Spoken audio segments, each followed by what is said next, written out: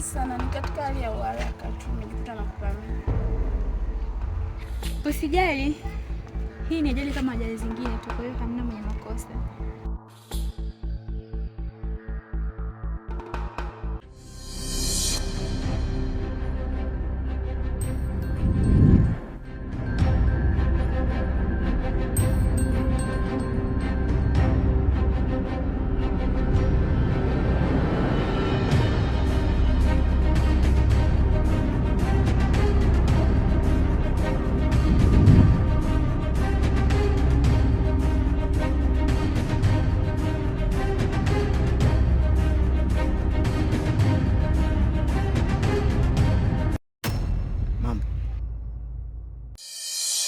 Na kusikiliza ulichonitia.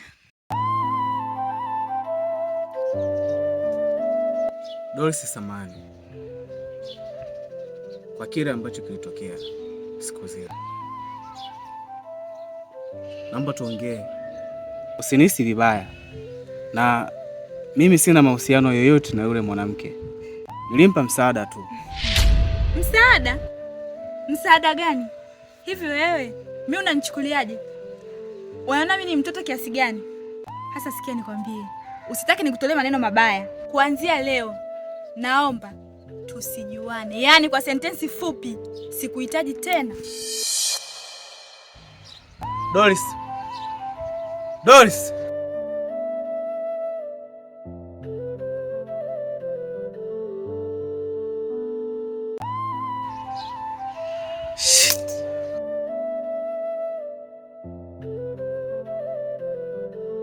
Najua hizo ni hasira tu, lakini utanielewa baadaye.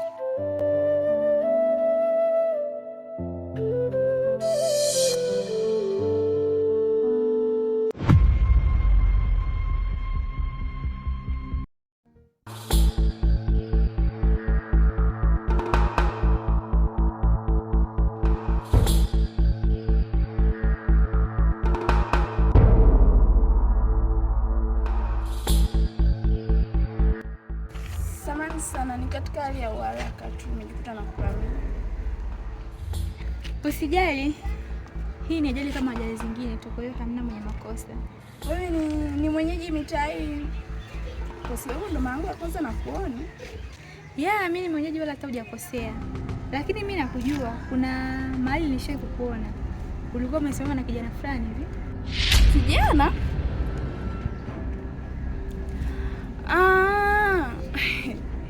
Yule kijana kiukweli ni mkarimu sana. Alinisaidia ile siku kuna mwizi alikuwa katokea akaninyang'anya simu yangu. Kwa hiyo ni kiukweli alipambana sana mpaka nikaipata simu yangu. Kwani unamfahamu? Hapana. Sawa, mimi naomba nikuache maana kuna mahali na waje. Sawa. Tutaonana.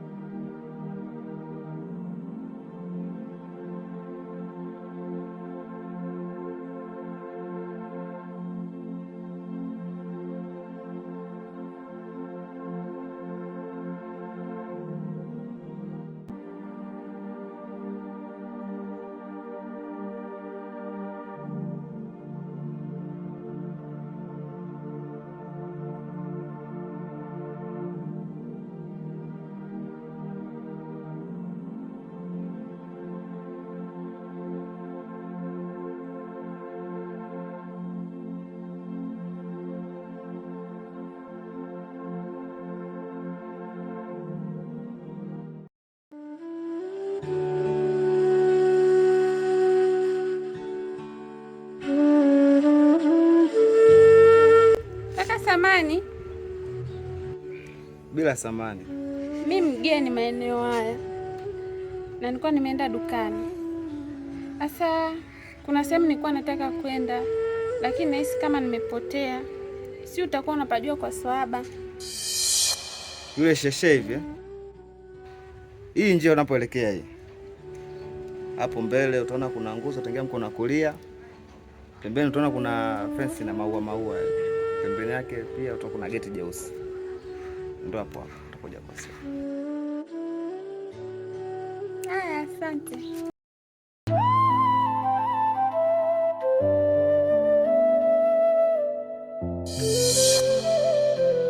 Asante.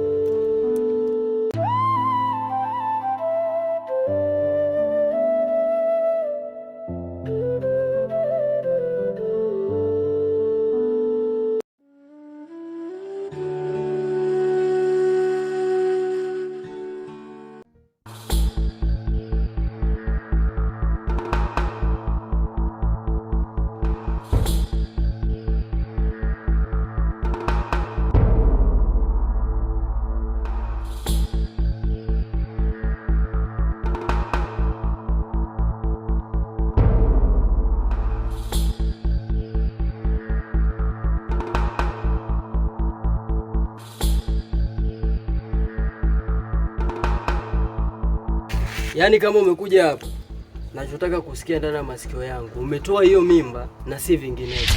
Jamani, hata salamu. Kwa hiyo bado na jazba kiasi hicho? Tuyazungumze basi tuyamalize. Mimi msimamo wangu uko pale pale, na kama hiyo mimba hujaitoa, sawa, sitaki kukuona mbele ya macho yangu. Naomba uondoke. Umeamua iwe hivi. Naenda kujua na naandika barua kuhusu wewe.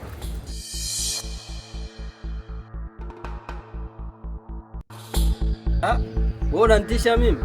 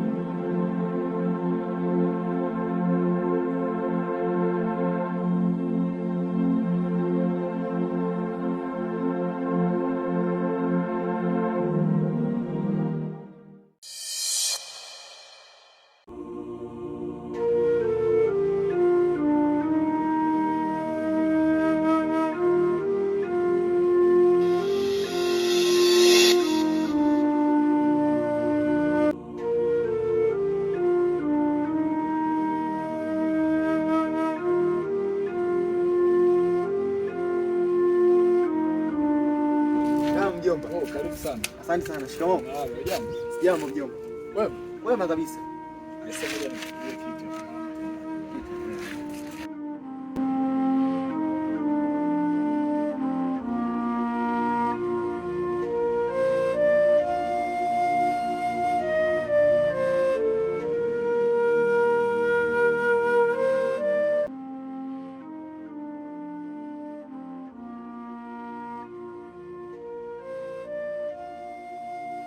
Mjomba, za hapa mnaendeleaje?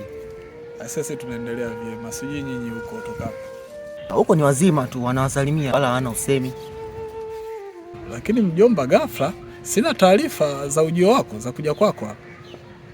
Ni kweli mjomba, ujio wangu ni wa ghafla sana, na pia ipo sababu ambayo imenifanya mimi hapa niweze kufika hapa hivi.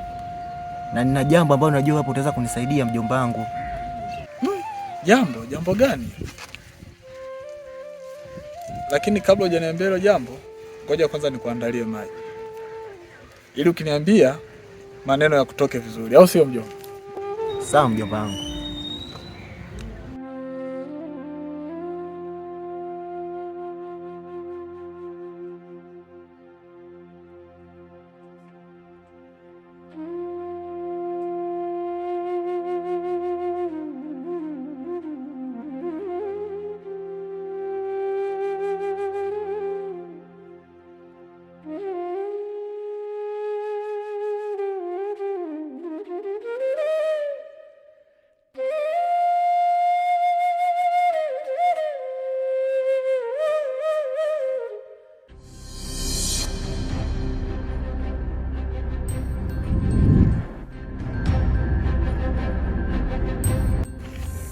sana, ni katika hali ya uharaka tu nimejikuta na kupamia.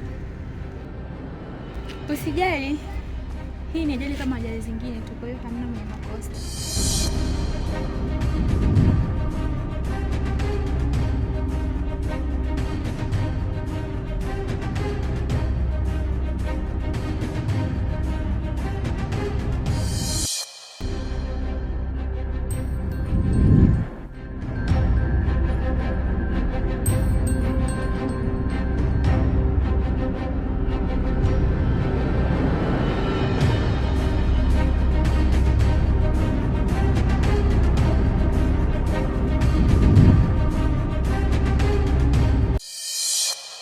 Samahani dadangu, naitwa Lamso, sijui unaitwa nani? Wala huna haja ya kujua jina langu, sema unataka nini? Okay, sawa. Nilikuwa nimekaa meza ya pili pale, nikakuona ni mtu mwenye mawazo sana, sijui nini kinakusumbua. Na ukiangalia we ni binti mrembo sana, na ipasi kuwa na mawazo. Sikia nikwambie kitu kakangu, kwenye haya maisha kufuatilia mambo yako itakuwa ni vyema sana kuliko kufuatilia mambo ya wenzio. Ni kama kujibebesha mizigo miwili kwa wakati mmoja. Mimi niko tayari kusaidia chochote kile, hivyo kuwa huru kusema. Niambie tu, usijali kuhusu mimi. Kwa sasa nahitaji kuwa peke yangu, hivyo ondoka. Hakuna taratibu. Ondoka!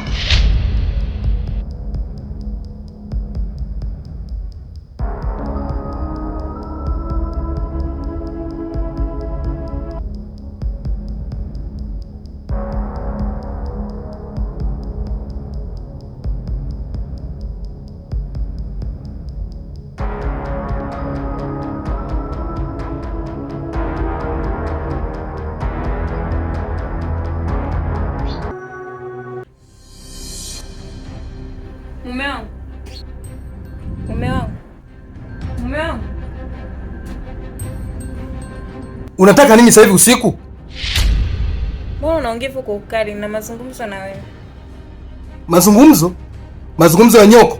Niache, nahitaji kupumzika. Hivi, wewe mwanaume, hebu nikuulize swali. Ni kitu gani nilichokukosea ambacho mimi sikijui?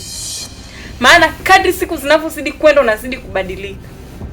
Ninakuuliza kitu kwa upole tu, unabwata unavyojisikia, si ndio eh? Unanipandishia sauti, si ndio?